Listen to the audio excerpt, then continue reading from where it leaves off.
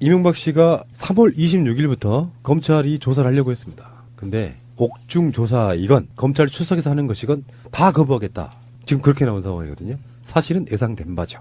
물론 추가로 구속 기간을 연장할 수는 있지만 이 상태로 가면 20일 안에 기소하는 것을 차라리 빨리 해달라. 법정에 가서 다투는지 안 다투는지 모르겠지만 검찰 리들과의 일체의 모든 조사를 나는 거부한다 이거 아닙니까? 사실은 검찰 조사를 더 할 이유가 없죠. 이명박 입장에서는 그래요.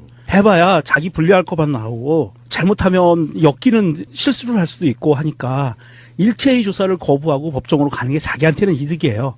그런데 검찰 입장에서 보면은 이거는 아주 미끼를 제대로 물은 겁니다. 이명박이. 그러니까 이명박이 합법적인 검찰 조사를 이렇게 보이콧을 하고 있다 그러면 검찰은 앞으로 어떻게 해야 될까요? 이명박이라는 피의자로부터 진술을 제대로 받아내서 재판에 기소를 해야 되는데 기소를 하기 전에 피의자가 진술을 거부해. 그러면 어떻게 해야 돼요, 검찰은? 그 증거 조사를 다른 쪽에서 해야 돼요. 이 사람이 입을 다물고 있으면 정황과 증거를 찾아내야 됩니다. 검찰이. 굉장히 막중한 책임이 생겼죠. 그런데 어디서 찾느냐? 가장 쉬운 거는 지금 자수를 했던 사람 그리고 남아있는 3명이 있어요. 김윤옥, 이시영 그리고 이상주의 부인. 이 사람들이 남아있어요. 이 사람들 조사를 해야 되거든요. 그래서 가까운 친인척이 어떤 비리를 같이 공유했는지 어떤 그 불법 행위들을 벌였는지를 철저하게 조사를 할 수밖에 없어요. 이제는 검찰은.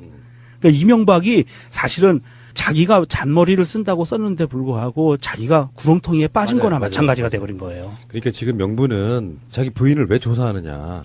이런 거를 핑계를 대는 것 같다는 그 뉘앙스인데 제가 봤을 때는 검찰은 김윤옥 기소는 안 할 겁니다. 그냥 조사만 할 거예요. 왜 그러냐면은 김윤옥이 받은 것도 결국은 이명박 보고 준 거다. 그러니까 그렇죠. 네. 두 사람을 사법처리를 하기에는 인간적으로 좀 이런 부분이 있어요. 경제적 공동체인데. 그러니까 이게 계속 더 나온다면 검찰도 여론에 밀려서 어쩔 수 없이 수사를 하거나 기소할 수도 있겠지만 현재까지는 그게 다 이명박한테 들어갔다고 보는 관점을 일부러 만들려고 하는 것 같더라고요. 대신에 이시영은 이제 불구속 수사하는 쪽으로 그러니까 불구속으로 기소만 하는 쪽으로 갈 거다라는 게 일반적인 예측이고. 아, 그럼 이시영이 눈물을 흘렸던 게 쥐도 들어갈까봐 쫄아서 울었던 거군요. 아버지 검찰에 가가지고 다스는 아빠가라고 이야기해줘. 그래 내 거야. 진짜 뭐 인감을 안 주고 들어갔거든요. 이명박이. 아 그렇구나. 인정을 안 주고 갔구나. 어쨌든 간에 이렇게 돼서 지금 이명박이 이제 거부를 하게 되면 명정님 말씀처럼 사실은 이게 이명박 조사 수사처럼 촘촘하게 돼 있는 수사도 없다 그랬잖아요. 그러니까 사실 더 보강할 것도 없어요. 근데 계속 자료가 나오고 스모킹 같은 것들이 나오고 측근들의 증언이 이어지면서 이게 판이 좀 더 커진 측면이 있는 거죠. 이명박은 그냥 자충수예요. 막 이렇게까지 물어보면 나 몰라 나 안 했어. 그리고 이제 귀 막고 그냥 기소하고 싶으면 해. 재판장에도 아마 안 나갈 거라는 그 우리들 방송에서의 어떤 예측도 대충 맞아떨어져 가는 것 같아요. 그래서 사면 정도 받을 거야 이런 느낌인데 이게 무슨 국가의 정책에 대한 이야기를 하는 것도 아니고 개인 비리잖아요. 한마디로 말하면 개인 비리. 그러니까 다투볼 여지가 있다는 건 사실 4대강 공사가 국가에 도움이 안 됐어. 국고 낭비하는 것은 재판에서 다툴 여지가 있는 거지만 4대강 공사를 하면서 내가 누구한테 공사를 주면서 뇌물을 받았다는 다툴 여지가 없는 거예요. 그냥 평생 돌아가실 때가 있었겠다는 거고 이게 아직 정신 못 차린 결과물이거든요. 강아지를 키우다만 강아지 있잖아요. 네. 아주 어린 강아지를 아닌 키우다만 강아지를 데리고 오면 처음에는 주인을 물어요. 새로운 주인을. 세상이 바뀐지를 모르는 거지. 그러다가 한 3일을 굶어봐야 그때부터 주인이 무서운 걸 아는 거 똑같아요. 아직도 지가 대통령인 줄 아는 거죠. 씨. 구치소 생활이 좀 만만한가 봐요. 그 안에 싸지방 같은 게 있나요? 싸지방이 뭐예요? 사이버 지식 정보방이라고. 아. 그 군대에서 아. PC방을 그렇게 부르더라고요. 아, 군대 내에 있는 거. 예. 근데 이명박이 지금 입소한 지 한 이틀 만에 페이스북에 새로운 글을 올렸죠. 읽어드릴까요? 그 대독한 거잖아요. 안 되겠다. 내 입을 더럽힐 수가 없구나. 해봐요. 음성 변조해드릴게. 땡땡땡땡땡땡라고 MB가 감옥에서 말했습니다. 그거잖아요. 네. 해봐요. 통일되는 그날까지 매년 여러분을 찾겠다는 약속을 지킬 수 없게 되어 매우 유감스럽게 생각합니다. 비록 직접 찾아가 만나지는 못하지만 여러분의 조국에 대한 헌신은 결코 잊지 않고 가슴 깊이 새기고 있습니다. 제 대신 저와 함께 일한 참모들이 참배하는 것으로 저의 안타까운 마음을 전합니다. 라면서 그 지금 천안함에 간 거죠. 3월 26일이 천안함 8주기예요. 오늘 방송으로는 이 8주기인 거고 야, 씨발, 천안함 사건에 대해서 우리가 너무나 잘 알고 있는데, 이렇게 비양심적으로 할래? 그 이명박이 직접 올린 게 아니라 누가 쳐줬겠죠? 예약 걸어놓고 들어간 거 아닐까요? 집에 있으면서 이제 구석될 거 미리 준비하면서. 아니, 그럴 수는 있어요. 구치소장이 예. 대통령 덕후잖아요. 그래서 예. 대통령들 불러다가 지가 면담하고 이런 걸 되게 좋아해. 그래서 이명박 불러다가 컴퓨터 쓰실 일 없으세요? 할 수 있잖아. 우리 그 슬기로운 감방생활 보면 못하는 게 없어. 예. 아, 그거 불법인데. 아마도 가족은 아닐 것 같고 변호인단이 접견을 하면서 받아 적어서 그것을 측근에게 줘서 그쪽 측근들이 아마 페이스북에 올리는 것 같고요. 상황을 보기에. 그러면 이명박은 전 대통령이라는 것도 박탈된 거예요? 아직 된 건 아니죠? 아직은 전 대통령이에요. 왜냐면 지금 천안함 46 용사들 앞에 조화를 보냈는데 이명박 이렇게 글자 3개만 딱 있는 거예요. 보통은 뭐 이렇게 봉황 뭐 이렇게 해가지고 전 대통령 뭐 몇 대 대통령 전 대통령인데 뭐 봉황을 쓸 수 없죠. 현 대통령만 쓸 수 있는 거니까 봉황은. 그렇구나. 당연한 거 아닌가? 보통은 그런 자리에 보내면 이명박 성향상 몇 대 대통령 그렇죠. 이명박 뭐 몇 대 이렇게 대통령 쓰죠. 이명박 이렇게 나가는 게 성향인데 이명박 이렇게 보내는 거 완전히 그 보좌관들이 그냥 알아서 보내는 거니까 그렇게 썼을 거고요. 참 부끄럽다는 생각이 들고요. 그거 사건 너무나 잘 알잖아요. 조만간 이제 신상철님과 인터뷰를 한번 더 해볼 건데, 천안함이 폭침이라는 증거가 없다. 씨발놈들아. 폭발이 없었는데 무슨 폭침이 있었냐. 심지어 김태효 시켜서 니들이 해준 걸 해줘. 봉투 주면서. 그런 짓거리 했던 새끼가 꼭 이런 식으로 이렇게 천안함 물고 늘어지고 마치 무슨 국방이나 엄청 좋아하는 것처럼 군대나 갔다 오라고 그래. 최근에 나온 이야기인데 이명박이 감옥에 갈 때 타고 간 차가 윤석열 서울중앙지검장의 관용 차량이라면서요. 예, 그 시트는 다스가 만든 거고. 근데 그 차량에다가 계란을 던지면 어떡하냐고. 윤석열 차량이라잖아. 윤석열 지검장 차량인 줄 알았으면 사람들이 안 던졌을 텐데 내용물 때문에 그 안에 아니 그때 그 차량이 이렇게 구치소로 들어갈 때 계란을 맞은 건데 이번에 보낸 차량이 K9을 타고 이동했다 그러는데 이게 검찰 내에서 관용차 중에 총장이 쓰는 제네시스를 제외하고는 가장 높은 차래요. 그러니까 예, 제네시스 EQ900이 총장이 쓰는 거고요. 그건 옛날에 에쿠스. 그 정도 이렇게 예우를 해주고 있는데 이 사람이 지금.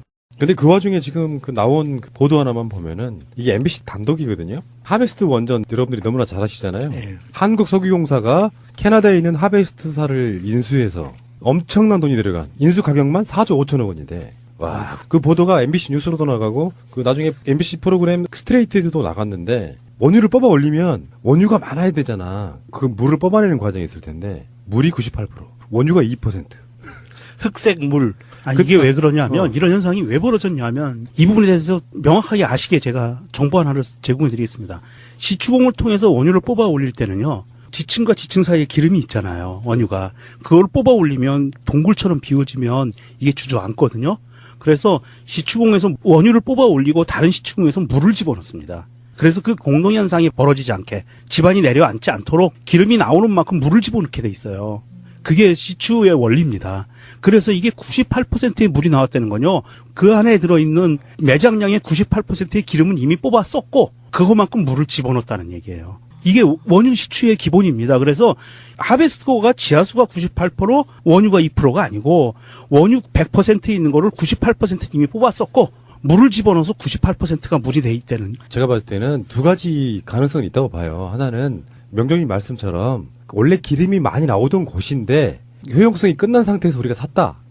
이건 이제 2009년에 인수할 때도 워터컷이라고 하는 거, 원유 가운데 물의 비율, 이 워터컷이라고 하는 게 그 당시에도 99%는 물이라고 나왔다는 거예요. 그러니까 이미 유전이었던 거를 갖다 썼다가 될 수도 있고, 사실은 개발을 해봤는데 원래부터 석유가 1% 정도밖에 안 나오는 유전이었다. 이렇게 두 가지 볼 수 있는 거라고 보는데, 그거는 이제 보고서가 나오지 않는 이상 잘 모르는 부분인 거지. 어쨌든 간에 그 정도 해서 지금 그 당시에 쏟아 부은 것만 4조 5천억 원인데 예초에 살 때에도 그랬다고 하면 이건 미친 거죠. 이건 법이 있다 그러면요. 아까 뭐 제가 한 말 번복하겠습니다. 이런 식으로 멍청한 짓을 해서 국고를 낭비했다고 하면 이거 사형해야 돼요.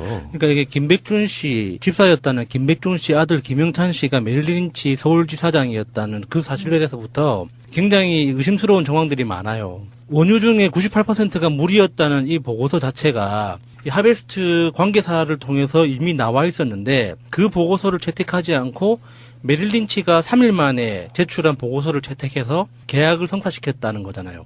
그러니까 누가 봐도 이상한 거예요, 이거는. 그리고 이 하베스트라는 회사의 어떤 역사를 되짚어 보니까 원래는 챌린지 컴퍼니라고 하는 땅을 파서 기름을 발굴해내는 그런 회사에서 출발한 회사는 맞는데 지금 기준으로 한 35년, 40년 정도 된 회사였거든요. 그런데 이 회사가 어느 순간 M&A 용도 회사로 변신을 했어요. 변질이 된 거죠. 무슨 뜻이냐면 실제 생산량이나 판매량과 상관없이 재무적인 M&A 용도로 조작되는 그 중간다리 역할을 하는 페이퍼 컴퍼니 같은 역할을 하는 거죠.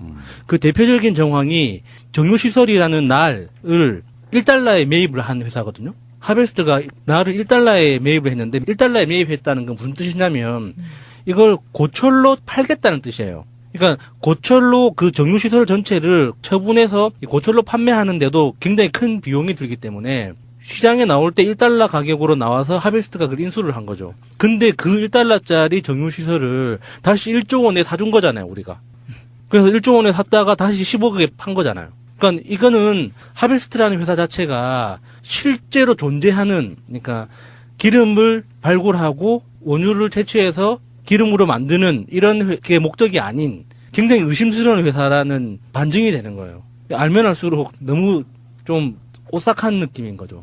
그리고 또 하나 제가 국회에서 일을 할 때부터 하베스트는 굉장히 큰 이슈였거든요. 국회 안에서는. 그리고 제가 2012년 초부터 일을 했기 때문에 첫 번째 국정감사를 준비하면서 2009년, 2010년, 2011년 국정감사 회의록을 샅샅이 뒤져봤는데 이 하베스트에 관련된 언급들이 굉장히 많았어요. 그리고 국회 내에서 각 의원실에서 발표한 보도자료를 찾아보면 이 하베스트 고발하는 내용이 굉장히 많았거든요. 지금 MBC에서 보도하는 그 내용 그대로 이 내용들이 많은데 문제는 2012년, 2013년, 14년, 15년 국정감사 때마다 모든 민주당 의원실에서 하베스트에 대한 고발 뉴스를 발표를 했단 말이죠. 근데 언론이 한 번도 받아준 적이 없어요.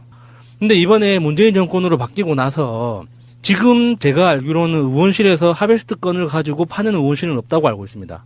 더 이상 팔 게 없거든요. 다 나왔어요. 그러니까 이번에 워터컷 98%, 99% 이것도 예전 국정감사 회의록에 다 나오는 내용들이거든요. 그런데 이제 와서 이제 MBC가 그렇게 보도를 해주니까 고마운 마음이 크지만 한편으로는 너무 씁쓸한 거예요. 가스는 압박가라고 이야기해줘. 그래 내 거야. 진짜 뭐 인감을 안 주고 들어갔거든요. 이명박이. 아 그렇구나. 인정을 안 주고 갔구나. 어쨌든 간에 이렇게 돼서 지금 이명박이 이제 거부를 하게 되면 명정이 말씀처럼 사실은 이게 이명박 조사 수사처럼 촘촘하게 돼 있는 수사도 없다 그랬잖아요. 그러니까 사실 더 보강할 것도 없어요. 근데 계속 자료가 나오고 스모킹 같은 것들이 나오고 측근들의 증언이 이어지면서 이게 판이 좀 더 커진 측면이 있는 거죠. 이명박은 그냥 자충수예요. 막 이렇게까지 물어보면 나 몰라 나 안 했어. 그리고 이제 귀 막고 그냥 기소하고 싶으면 해. 재판장에도 아마 안 나갈 거라는 우리들 방송에서의 어떤 예측도 대충 맞아떨어져 가는 것 같아요. 그래서 사면 정도 받을 거야 이런 느낌인데 이게 무슨 국가의 정책에 대한 이야기를 하는 것도 아니고 개인 비리잖아요. 한마디로 말하면 개인 비리. 그러니까 다투볼 여지가 있다는 건 사실 4대강 공사가 국가에 도움이 안 됐어. 국고 낭비하는 것은 재판에서 다툴 여지가 있는 거지만 4대강 공사를 하면서 내가 누구한테 공사를 주면서 뇌물을 받았다는 다툴 여지가 없는 거예요. 그냥 평생 돌아가실 때가 있었겠다는 거고 이게 아직 정신 못 차린 결과물이거든요. 강아지를 키우다만 강아지 있잖아요. 이명박 씨가 3월 26일부터 검찰이 조사를 하려고 했습니다. 근데 옥중 조사 이건 검찰 출석해서 하는 것이건 다 거부하겠다. 지금 그렇게 나온 상황이거든요. 사실은 예상된 바죠. 물론 추가로 구속 기간을 연장할 수는 있지만 이 상태로 가면 20일 안에 기소하는 것을 차라리 빨리 해달라. 법정에 가서 다투는지 안 다투는지 모르겠지만 검찰 리들과의 일체의 모든 조사를 나는 거부한다 이거 아닙니까? 사실은 검찰 조사를 더 할 이유가 없죠. 이명박 입장에서는 그래요. 해봐야 자기 불리할 것만 나오고 잘못하면 엮이는 실수를 할 수도 있고 하니까 일체의 조사를 거부하고 법정으로 가는 게 자기한테는 이득이에요. 그런데 검찰 입장에서 보면은 이거는 아주 미끼를 제대로 물은 겁니다. 이명박이. 그러니까 이명박이 합법적인 검찰 조사를 이렇게 보이콧을 하고 있다 그러면 검찰은 앞으로 어떻게 해야 될까요? 이명박이라는 피의자로부터 진술을 제대로 받아내서 재판에 기소를 해야 되는데 기소를 하기 전에 피의자가 진술을 거부해. 그러면 어떻게 해야 돼요? 검찰은? 그 증거 조사를 다른 쪽에서 해야 돼요.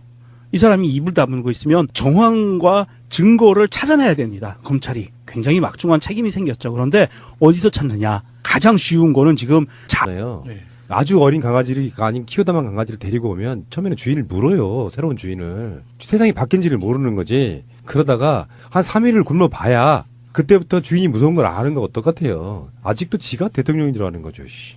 구치소 생활이 좀 만만한가 봐요. 그 안에 싸지방 같은 게 있나요? 싸지방이 뭐예요? 사이버 지식 정보방이라고. 아, 그 군대에서 아. PC방을 그렇게 부르더라고요. 아, 군대 내에 있는 거. 예, 예. 근데 이명박이 지금 입소한 지 한 이틀 만에 페이스북에 새로운 글을 올렸죠. 읽어드릴까요? 그 대동한 거잖아요. 안 되겠다. 내 입을 더럽힐 수가 없구나. 문재인 해봐요. 음성 변조해드릴게. 땡땡땡땡땡땡라고 MB가 감옥에서 말했습니다. 그거잖아요. 네. 해봐요. 통일되는 그날까지 매년 여러분을 찾겠다는 약속을 지킬 수 없게 되어 매우 유감스럽게 생각합니다. 비록 직접 찾아가 만나지는 못하지만 여러분의 조국에 대한 헌신은 결코 잊지 않고 가슴 깊이 새기고 있습니다. 제 대신 저와 함께 일한 참모들이 참배하는 것으로 저의 안타까운 마음을 전합니다. 라면서 그 지금 천안함에 간 거죠. 3월 26일이 천안함 8주기예요. 오늘 방송으로는 이 8주기인 거고. 야, 씨, 천안함 사건에 대해서 우리가 너무나 잘 알고 있는데 씨, 이렇게 비양심적으로 할래? 그 이명박이 직접 올린 게 아니라 누가 쳐줬겠죠? 예약 걸어놓고 들어간 거 아닐까요?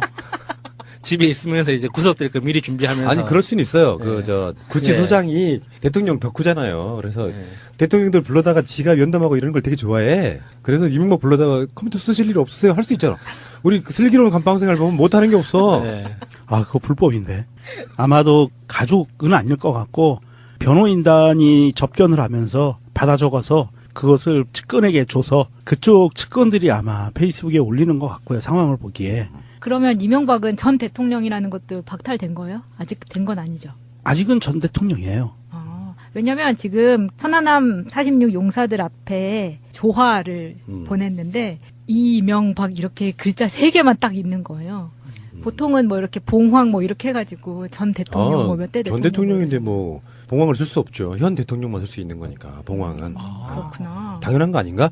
보통은 그런 자리에 보내면 이명박 성향상 몇 대 대통령 그렇죠. 이명박 뭐 몇 대 이렇게 대통령 쓰죠. 이명박 이렇게 나가는 게 성향인데 이명박 이렇게 보내 다수를 했던 사람 그리고 남아있는 3명이 있어요. 김윤옥, 이시영 그리고 이상주의 부인 이 사람들이 남아있어요. 이 사람들 조사를 해야 되거든요. 그래서 가까운 친인척이 어떤 비리를 같이 공유했는지 어떤 그 불법 행위들을 벌였는지를 철저하게 조사를 할 수밖에 없어요. 이제는 검찰은. 그러니까 이명박이 사실은 자기가 잔머리를 쓴다고 썼는데 불구하고 자기가 구렁텅이에 빠진 거나 마찬가지가 돼버린 거예요. 그러니까 지금 명분은 자기 부인을 왜 조사하느냐. 음. 이런 거를 핑계를 대는 것 같다는 그 뉘앙스인데 제가 봤을 때는 검찰은 김윤옥 기소는 안 할 겁니다. 그냥 조사만 할 거예요. 왜 그러냐면은 김윤옥이 받은 것도 결국은 이명박 보고 준 거다. 그러니까 그렇죠. 예. 두 사람을 사법처리하기에는 인간적으로 좀 이런 부분이 있어요. 경제적 공동체인데. 그러니까 이게 계속 더 나온다면 검찰도 여론에 밀려서 어쩔 수 없이 수사를 하거나 기소할 수도 있겠지만 현재까지는 그게 다 이명박한테 들어갔다고 보는 관점을 일부러 만들려고 하는 것 같더라고요. 대신에 이시영은 이제 불구속 수사하는 쪽으로 그러니까 불구속으로 기소만 하는 쪽으로 갈 거다라는 게 일반적인 예측이고. 아, 그럼 이시영이 눈물을 흘렸던 게 지도 들어갈까봐 쫄아서 울었던 거군요. 아버지 검찰에 가가지고 다